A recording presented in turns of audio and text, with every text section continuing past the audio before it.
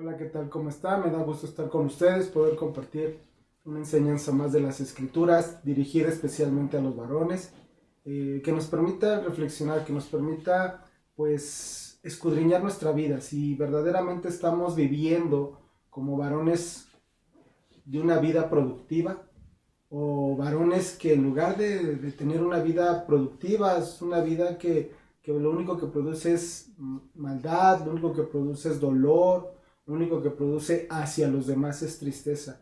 O en lugar de eso, una vida que produzca buenas cosas a los ojos de Dios, un buen fruto como lo hemos venido estudiando. Y para que podamos dar un buen fruto, para que nuestra vida como varones sea una vida productiva de un buen fruto, necesitamos la guianza, la obra del Espíritu Santo de Dios en nuestra vida. ¿Sí? Pablo lo que nos ha enseñado, lo que hemos estado aprendiendo ahí en las Escrituras, en la carta a los Gálatas, es que el control del Espíritu en nuestra vida, ¿sí?, va a traer buenos resultados, va a traer actitudes transformadas, el andar por fe, por medio del poder del Espíritu Santo, vamos a dar un fruto que es natural, un buen fruto, como dice la carta a los Gálatas en el capítulo 5, versículos 22 y 23, que es la que hemos estado estudiando y vamos a seguir estudiando las próximas semanas, donde dice que el fruto del Espíritu es amor, gozo, paz, paciencia, benignidad, bondad, fe, mansedumbre, templanza. Todas estas cualidades que se resumen en un solo fruto de ese espíritu, ¿sí?, son parte de darnos cuenta que somos varones productivos cuando se genera este fruto en nosotros. Es necesario rendir nuestra vida al Espíritu Santo de Dios para que Él nos pueda ayudar a vencer las obras de la carne y entonces podamos dar un buen fruto. Estas cualidades o características que Dios quiere ver en nosotros son 9, ¿sí?, cualidades que solamente el Espíritu de Dios puede producir. Solamente Él. Y van a ser evidentes en nuestra vida. Van a ser visibles en aquellos que son verdaderamente seguidores, hijos de Dios, ¿sí? Esas acciones buenas no suceden naturalmente, o sea, no es algo que cualquier persona pueda hacer, no. Esas acciones, esas cualidades, eso es el fruto del Espíritu, es la obra del Espíritu en nosotros. Ya hablamos acerca del fruto del amor, ¿sí? Ese fruto que en la forma griega que se utiliza en las Escrituras, ahí en la carta a los Gálatas, es la palabra ágape y se refiere a un amor abnegado, a un amor incondicional de Dios. Los tres primeros ahí en esa carta a los Gálatas, ¿sí?, nos habla del amor, el gozo y la paz, que son cualidades internas y que van a reflejar nuestra relación con Dios, una relación personal con Dios.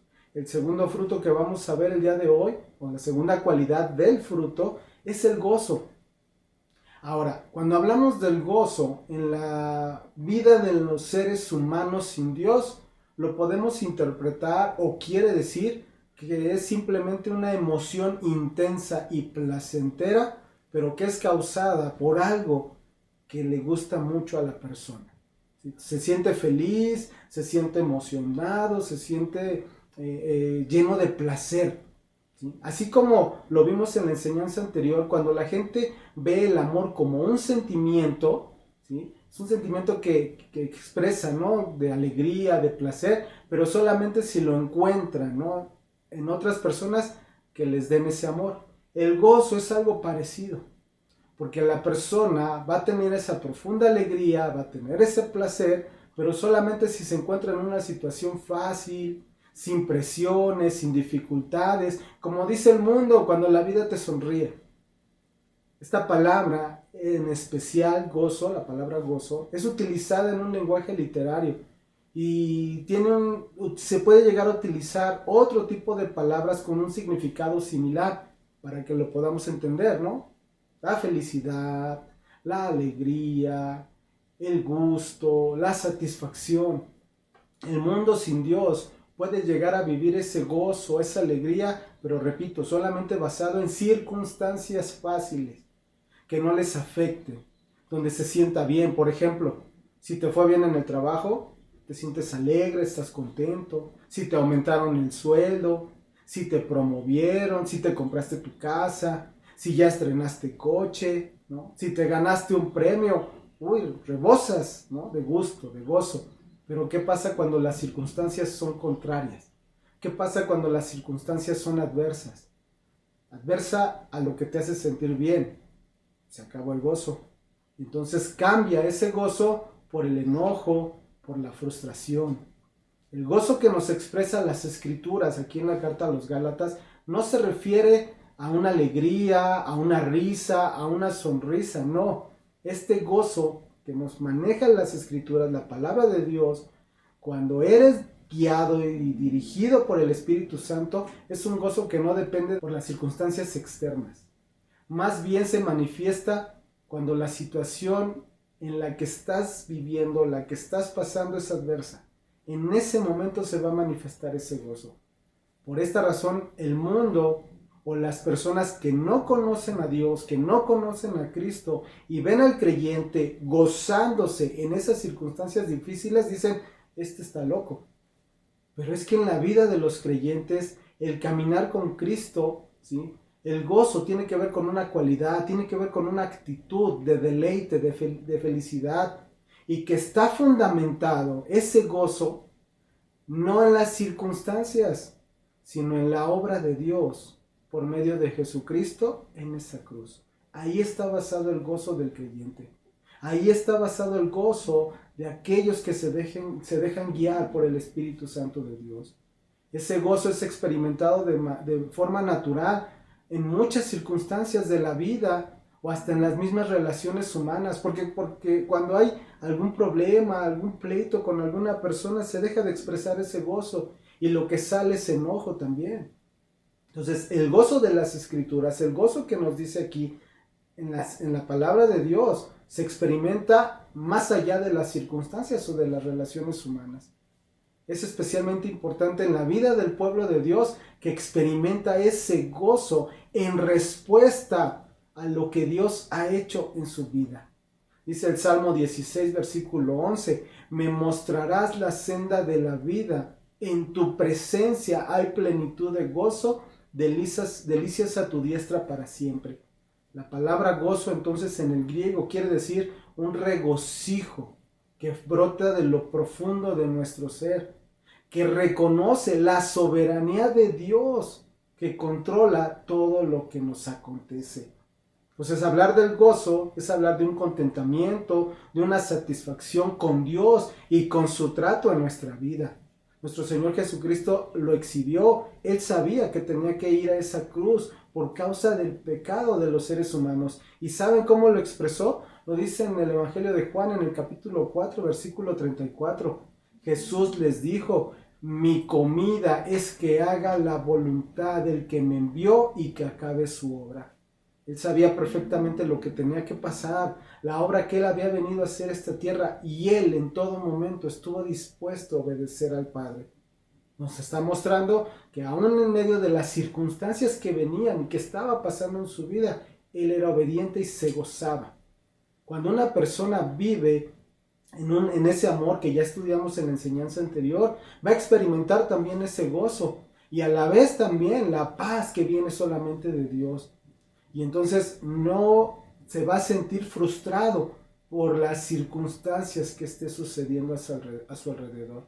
El creyente puede regocijarse en aflicciones y sufrimientos con un gozo que el mundo no lo sabe comprender, pero que es un gozo inexplicable y lleno de gloria. Como por ejemplo podemos ver la vida de Pedro y de Juan, que aún siendo perseguidos por causa de predicar del nombre de Cristo, después de haber sido azotados, salieron gozosos. Dice Hechos, el libro de los Hechos, capítulo 5, versículo 41. Y ellos salieron de la presencia del concilio, gozosos de haber sido tenidos por dignos de padecer afrenta por causa del nombre. Esto es porque Dios es el origen y es el objeto del gozo en la vida de los creyentes. El Salmo 43, versículo 4 dice, entraré al altar de Dios, al Dios de mi alegría y de mi gozo, y te alabaré con arpa, oh Dios, Dios mío. Entonces, las noticias del Evangelio, las buenas noticias, son de gran gozo, como dice Romanos 4:17, porque el reino de Dios no es comida ni bebida, sino justicia, paz y gozo en el Espíritu Santo. O como el mismo Pablo lo experimentó, y él viene el ejemplo de esa experiencia en la carta a los Filipenses capítulo 4 versículos 10 al 20, que dice así: en gran manera me gocé en el Señor de que ya al fin habéis revivido vuestro cuidado de mí, de lo cual también estabais solícitos, pero os faltaba la oportunidad. No lo digo porque tenga escasez, pues he aprendido a contentarme cualquiera que sea mi situación. Sé vivir humildemente y sé tener abundancia. En todo y por todo estoy enseñado, así para estar saciado como para tener hambre, así para tener abundancia como para padecer necesidad. Todo lo puedo en Cristo que me fortalece. Sin embargo, dice ahí, bien hicisteis en participar conmigo en mi tribulación, y sabéis también vosotros, oh filipenses, que al principio de la predicación del Evangelio, cuando partí de Macedonia, ninguna iglesia participó conmigo en razón de dar y recibir, sino vosotros solos. Pues aún a Tesalónica me enviaste una y otra vez para mis necesidades. No es que busque dádivas, sino que busco fruto que abunde en vuestra cuenta. Pero todo lo he recibido y tengo abundancia. Estoy lleno, habiendo recibido de Epafrodito lo que enviasteis, olor fragante, sacrificio acepto, agradable a Dios. Y fíjense las palabras finales. Mi Dios, pues, suplirá todo lo que os falta conforme a sus riquezas en gloria en Cristo Jesús. Al Dios y Padre nuestro sea gloria por los siglos de los siglos. Amén. Qué gran ejemplo nos da aquí el apóstol Pablo, ya que nos muestra que aún en circunstancias difíciles, como dice aquí, él se gozaba en el Señor. En la vida de los creyentes, en específico cuando hablamos de los matrimonios, podemos darnos cuenta que a veces esta situación muchas veces no es así, porque cuando hay circunstancias adversas, cuando hay situaciones difíciles, nos puede llegar a robar el gozo, nos puede apartar de ese gozo. Entonces, Pablo mismo reconoce algo muy importante entre estas dificultades o situaciones adversas. Y fueron dos versículos. Uno que decía, todo lo puedo en Cristo que me fortalece, haciendo referencia a la confianza, a la seguridad que él tenía en Cristo. Y las palabras finales, mi Dios pues suplirá todo lo que os falta conforme a sus riquezas en gloria en Cristo Jesús. Poniendo su mirada en Cristo, sabiendo que el que tenía el control, que tenía todo el cuidado en su vida era Dios. Este es un optimismo santo, esto es una confianza que le permite al ser humano, que le permite a la persona que es guiada por el Espíritu seguir adelante a pesar de las circunstancias, a pesar de las dificultades. Como dice el libro de Eclesiastés en el capítulo 5, versículos 19 y 20. Asimismo, a todo hombre a quien Dios da riqueza y bienes, y le da también facultad para que coma de ellas y tome su parte y goce de su trabajo, esto es don de Dios, porque no se acordará mucho de los días de su vida, pues Dios le llenará de alegría el corazón. ¿Qué nos está hablando aquí? Que Dios quiere que veamos lo que tenemos, ya sea mucho o poco, desde el punto de vista correcto. Debemos entender que lo que tenemos, mucho o poco, es un regalo de Dios. Debemos enfocarnos en el dador, no en el regalo, sabiendo que todo lo bueno viene de Él. Podemos contentarnos con lo que tenemos cuando nos damos cuenta de que con Dios tenemos lo que necesitamos. Para el creyente genuino, ¿sí?, que de verdad ama al Señor, el gozo es no solamente una consecuencia necesaria del amor, sino el gozo es hasta un deber, como lo decía mismo Pablo en la carta a los Filipenses, en el capítulo 3, versículo 1. Por lo demás, hermanos, gozaos en el Señor. A mí no me es molesto el escribiros de las mismas cosas, y para vosotros es seguro. O lo que dice Filipenses 4:4, regocijaos en el Señor siempre. Otra vez digo, regocijaos. No importando las circunstancias en las que nos encontremos, debemos gozarnos, porque sabemos que Cristo está con nosotros. Debemos ver la vida y las circunstancias desde una perspectiva correcta. En la vida matrimonial también debe haber este mismo gozo. Ya sea que estés casado, ya sea que seas soltero, tiene que haber ese gozo. En el matrimonio muchas veces no sabemos llevar las dificultades, no sabemos llevar las circunstancias difíciles. Queremos culpar de todo al cónyuge, ¿sí? De lo que estamos viviendo, de lo que estamos pasando, o desquitarnos con ella. No estamos viendo correctamente la situación. Escúchame bien, el matrimonio es una bendición que Dios ha traído a tu vida.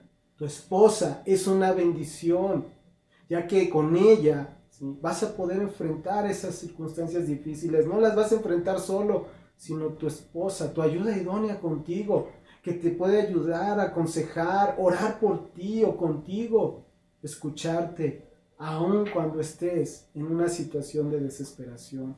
La relación con tu esposa es una relación que debe traer gozo a tu vida. Como dice Proverbios en el capítulo 5, versículo 18, sea bendito tu manantial y alégrate con la mujer de tu juventud. Dios trajo a tu vida a tu cónyuge como una bendición, donde puedas encontrar ese refugio con ella, ese consuelo, esa paz, ese descanso, el gozo placentero en la intimidad, para que no lo busques en otro lugar. El problema es que en muchas ocasiones, en circunstancias difíciles por las que estamos viviendo, buscamos culpar al cónyuge por desesperación, por necedad. El problema es que tu cónyuge no tiene la culpa. Ella no es el problema eres tú, que no has sabido cultivar ese amor con ella, que quieres agarrar cualquier situación o cualquier cosa para atacarla o para desquitarte. No, cada uno de nosotros como varones somos responsables de mantener vivo el amor hacia nuestra esposa. El esposo debe sentirse cautivado, lleno por el amor de su esposa. Debe admirar su hermosura, debe hablarle con amor frecuentemente. Tiene que salir de su boca palabras que la conquisten. Si tú, varón, entiendes que el gozo no proviene de las circunstancias o de las situaciones difíciles que estás viviendo, sino que solamente ese gozo viene de Dios, no importa nada de lo que suceda a tu alrededor. Tú podrás estar en esa paz, en ese gozo en Cristo y ayudar a tu esposa también para que pueda disfrutar de ese gozo contigo. Entonces podrás afirmar, podrás fundamentar tu vida matrimonial en ese gozo que solamente puede venir de Dios. Como dice el libro de Habacuc en el capítulo 3, versículos 17 y 18. Aunque la higuera no florezca, ni en las vides haya fruto, aunque falte el producto del olivo, y los labrados no den mantenimiento, y las ovejas sean quitadas de la majada, y no haya vacas en los corrales, con todo yo me alegraré en Jehová, y me gozaré en el Dios de mi salvación. El hecho de que tú conozcas a Cristo, que hayas experimentado la salvación que solamente Cristo puede dar, te permitirá vivir en ese gozo, aún en situaciones difíciles en las que te encuentres. Sobre todo en la vida matrimonial, gózate en ese regalo tan hermoso que Dios te ha entregado, tu esposa. Me dio gusto compartir con ustedes esta pequeña palabra, esta pequeña reflexión de las Escrituras. Cuídense mucho, si Dios lo permite, nos vemos en la siguiente enseñanza. Gracias.